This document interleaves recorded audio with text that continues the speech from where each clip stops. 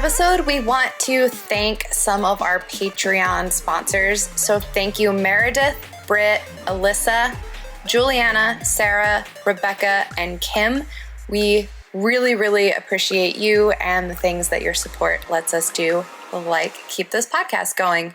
If you want to join them and help the Sartorial Geek have the funds that it needs to do the things that we're doing, you can head to patreon.com/sartorialgeek. We also have a special running for the month of September. You can get the past 4 issues of the Sartorial Geek magazine if you pledge or if you update your pledge by at least $1. So you could potentially get 4 issues of the magazine for $1 if you want. So head to patreon.com/sartorialgeek before the end of September and you can enjoy that special offer.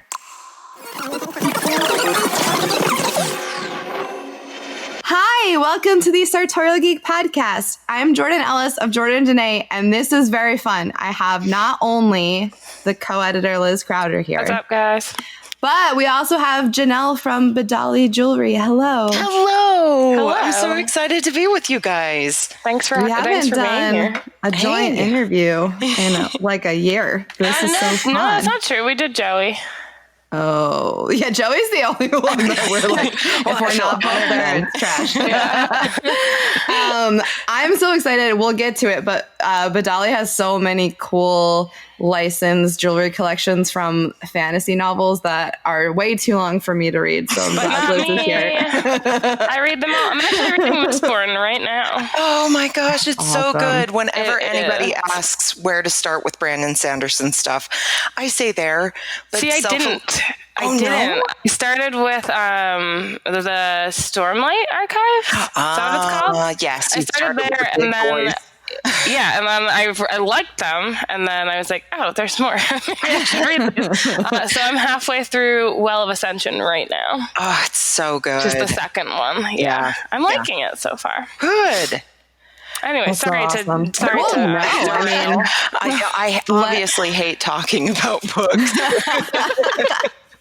Well, for anyone who has maybe never heard of Badali, I guess start telling us like about your company and how you got started, because I think this story is super cool.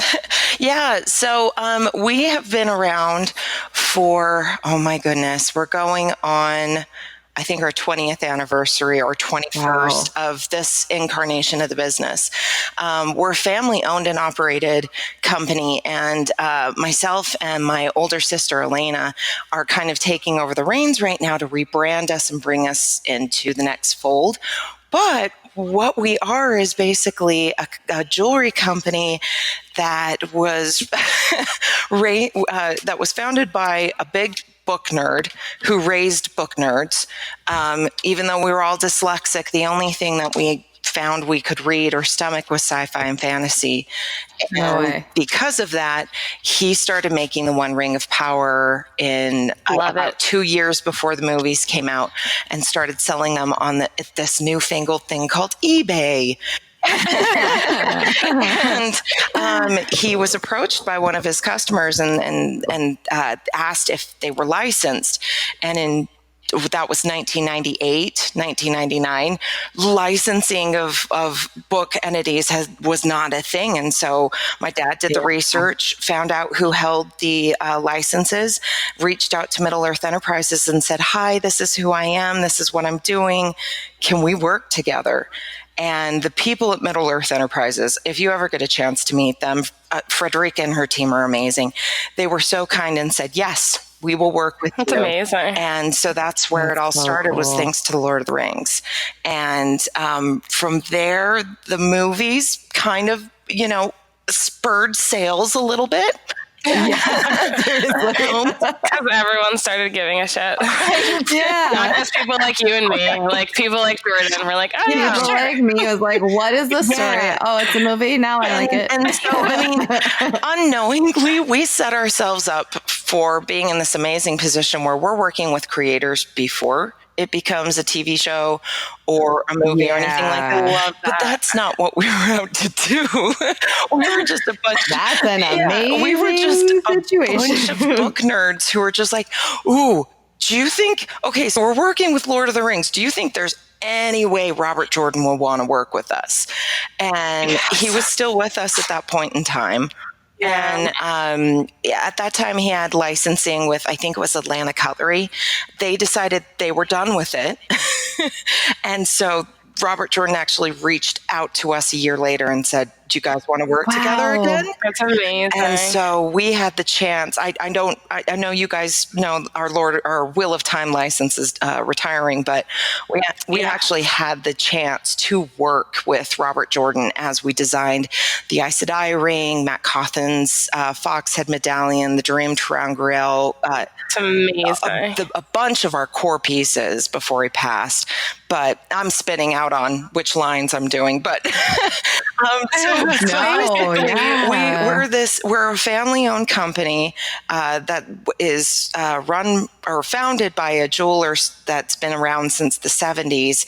So we started making fan-made pieces that were meant to be worn as daily pieces of jewelry, taking it from the standpoint of being a jeweler first and saying, okay, we are nerds. What do we want? These are the things that we love. So what do we want? And started working with authors and picking their brains and working collaboratively together and obtaining all these licenses. And we actually scored Brandon Sanderson when all that was around was Elantris. That was his only. Oh, wow. My sister was in a local book club and they wanted to read a local author, and Elantris was the only thing Brandon had printed at that time. And he actually came in and read it with them, and she she approached him afterwards and was like, could we possibly work together in the future? And he was like, yeah, holy cow, you want to pay me to make stuff for me? And she was like, yeah, we really, really do. It's gorgeous. And the storytelling is amazing. And he was like, oh gosh, I hope one day I can afford a whole set of jewelry. And I was like, looking back at that, I'm like, oh, puppy Brandon Sanderson. So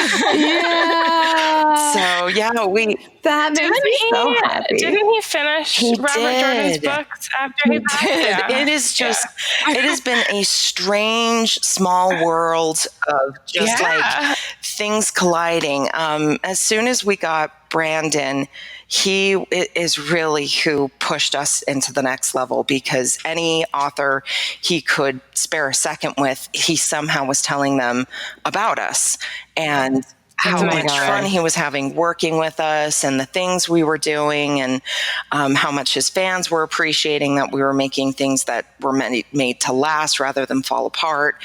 And it just kind of started snowballing from there.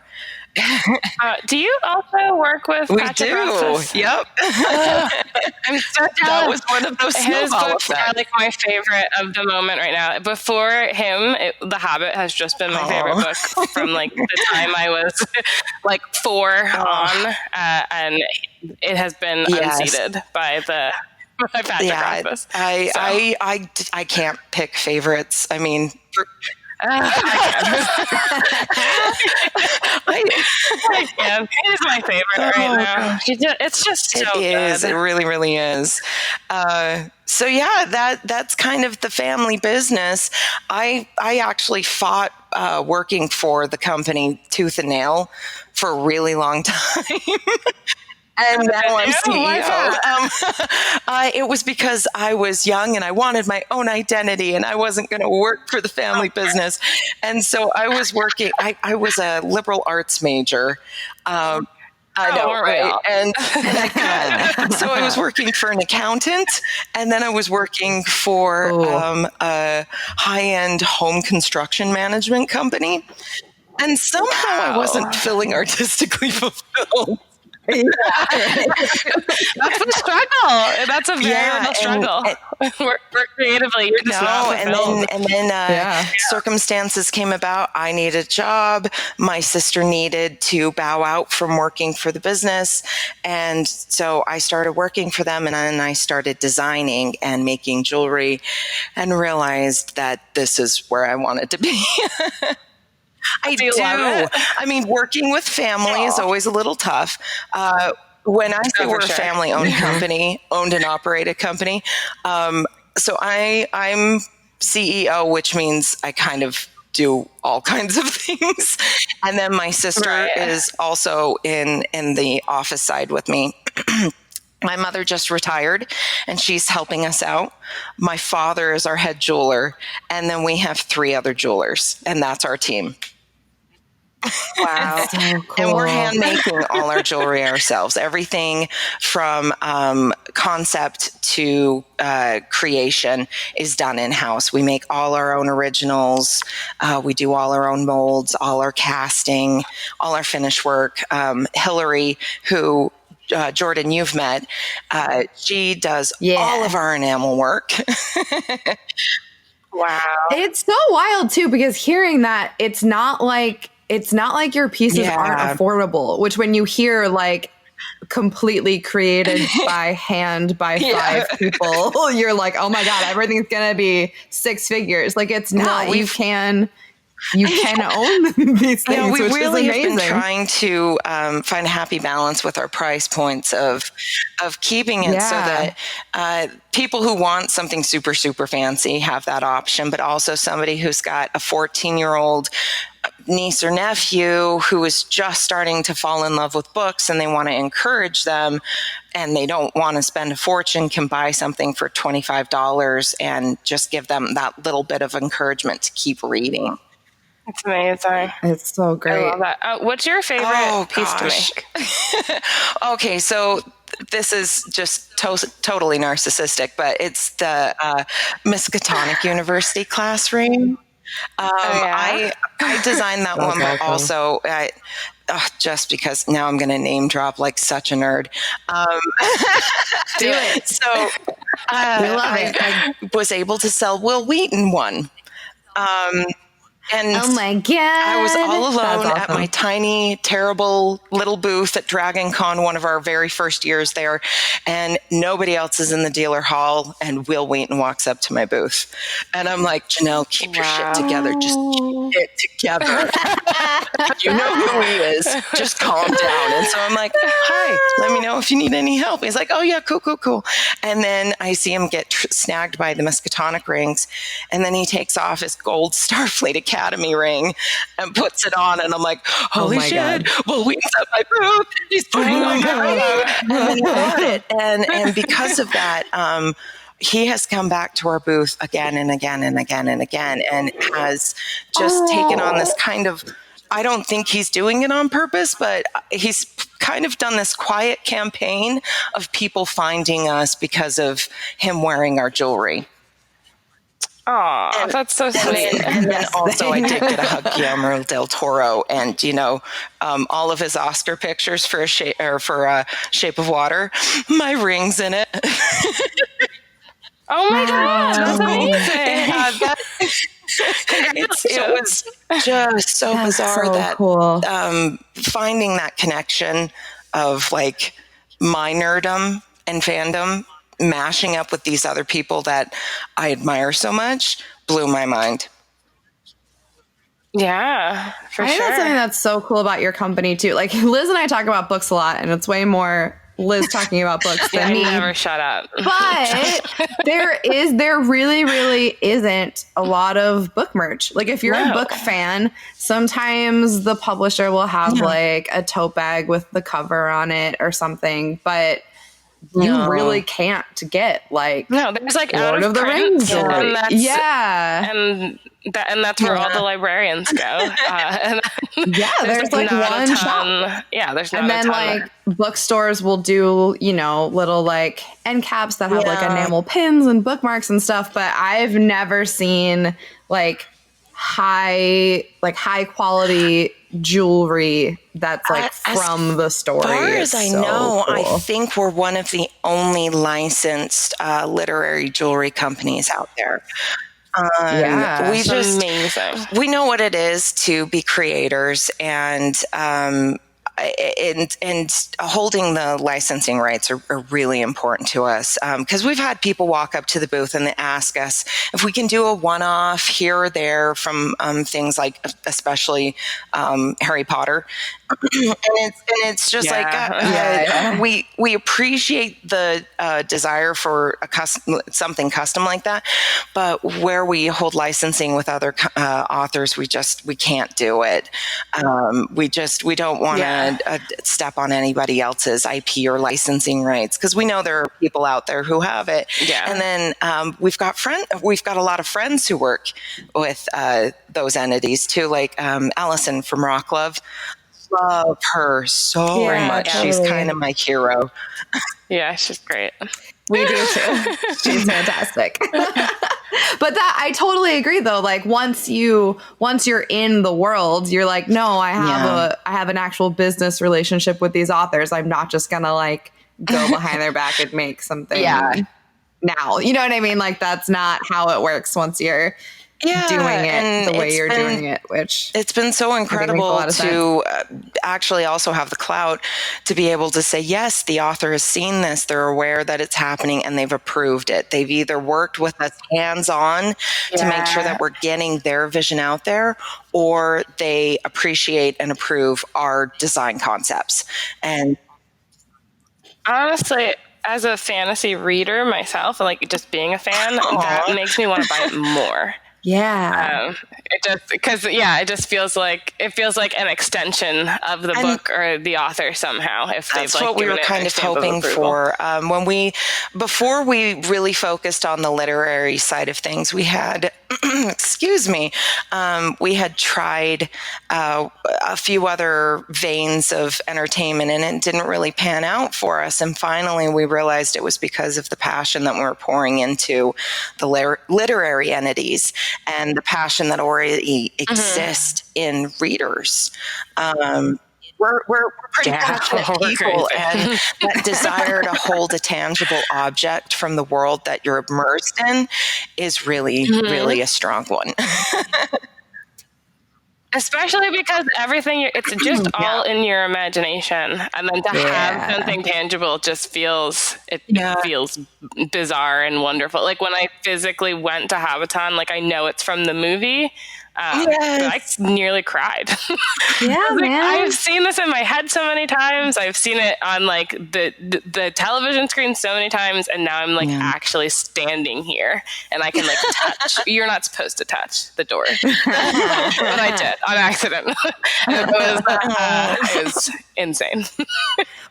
Well, and we were talking about that with like Victoria Schwab's coins that you guys make, because they're like such a big part of the story, and then you're like, wait, I'm holding so hefty.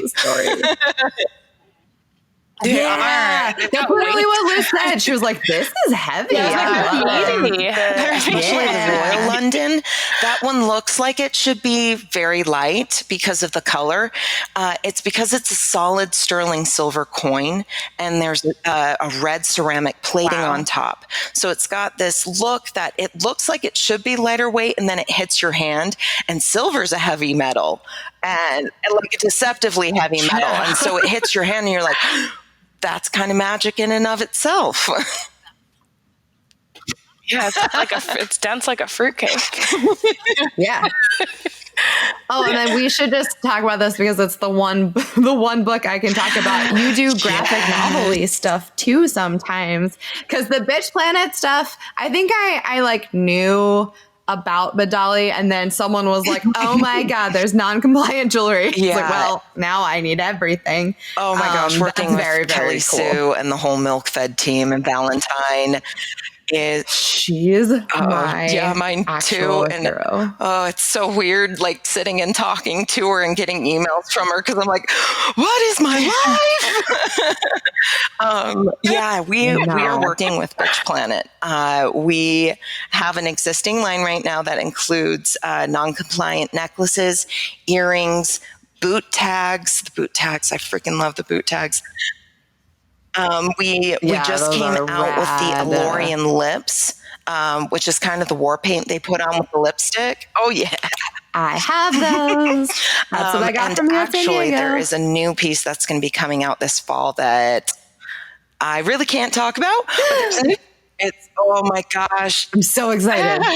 Okay, we'll post about it on Hillary Instagram put it in my hand I can't wait. on Thursday, and I just kept flipping it from the front to the back going, I don't know which side I want to wear. I'm so dying. I want to know what it is so bad. It's my favorite character from the comic. So.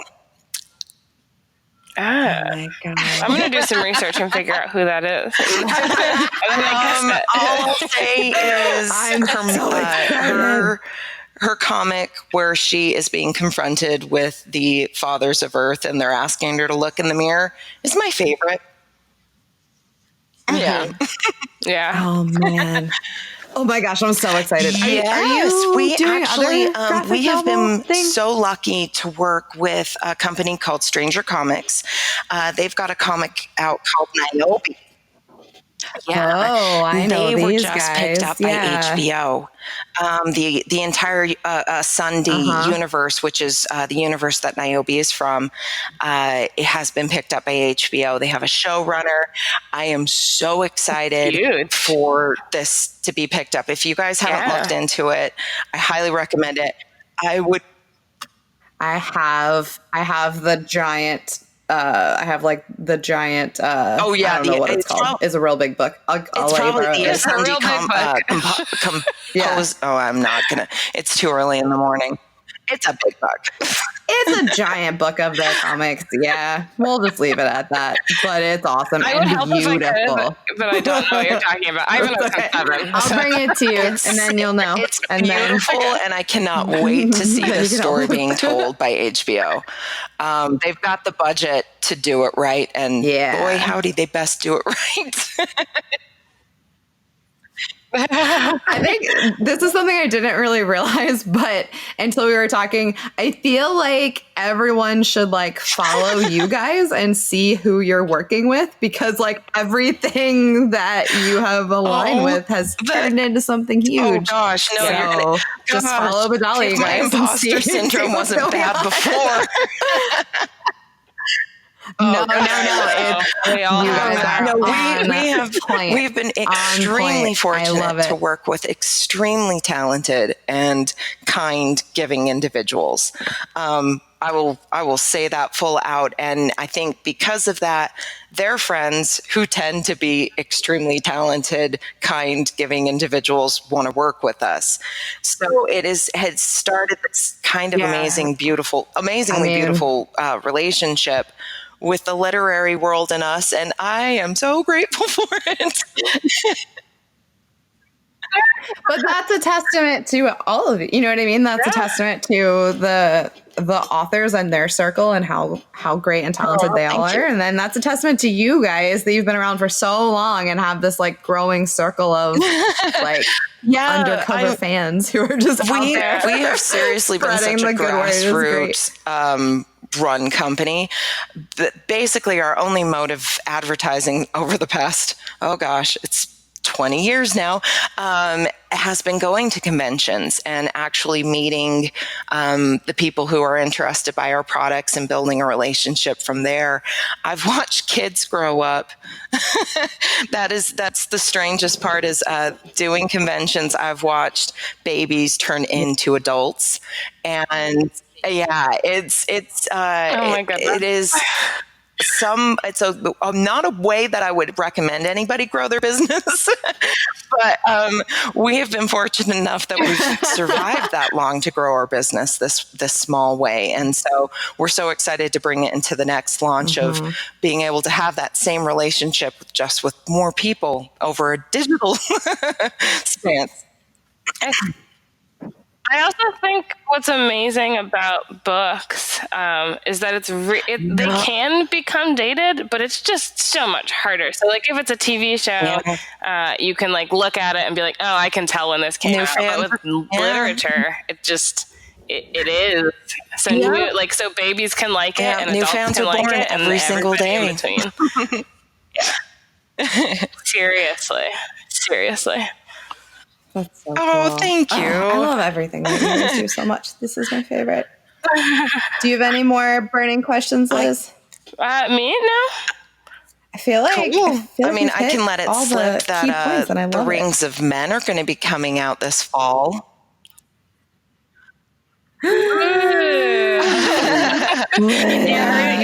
It's 9 individual designs. Yeah. So there are 9 separate rings for the 9 Rings of Men.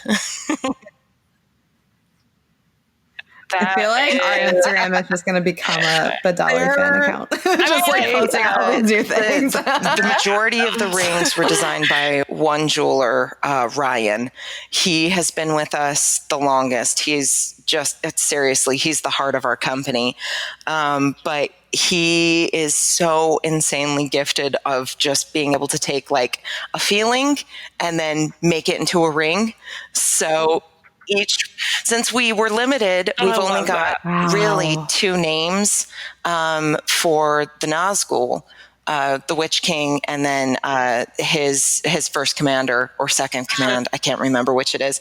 The rest of them, we just kind of decided, okay, who's Sauron targeting right now in the world of men? Who is he actually going to be like, yeah, you're bad enough in this area. I can tempt you this way. You're going to bring something to the table. So we kind of planned them as these strategic rings that he would have went out to Middle Earth with and tempted men with. And of course, no one man would want the same ring as another man. So they were all individual designs. I'm gonna need all of them. That's so awesome. I'll wear one on each finger, minus my wedding ring finger. Oh yeah, there's one that would be a good fingers. replacement wedding ring. I mean, it would be like the size of like a Super Bowl ring as a wedding ring, but still. Right. You know what? That's fine. That fits your aesthetic list.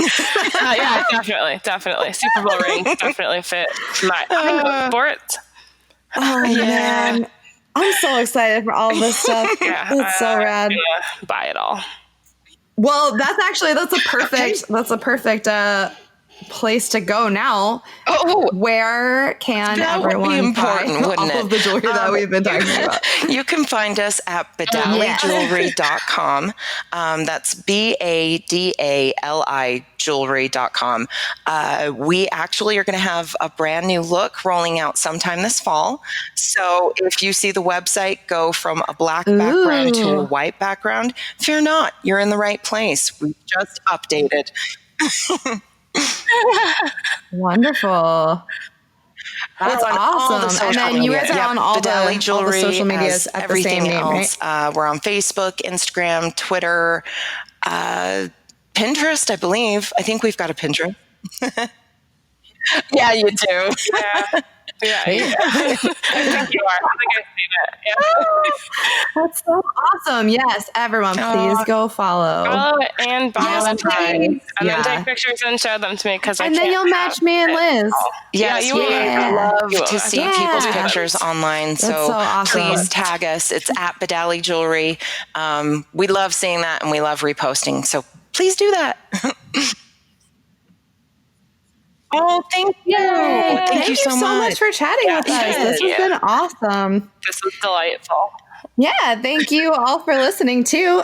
So please get yourself some new jewelry. And then if you like the podcast, you can leave us a review or a rating or subscribe or tell a friend. That would be rad.